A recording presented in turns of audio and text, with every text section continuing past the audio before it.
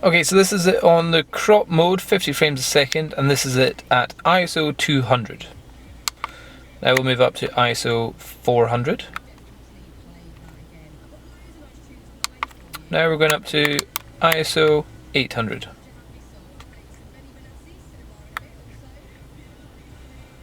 After that, we'll go up to ISO 1600.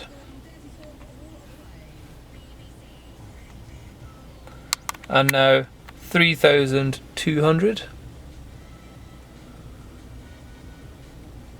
And lastly, 6400.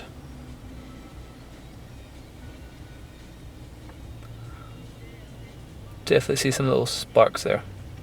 So that's at the 640 cropped mode. Let's change that now.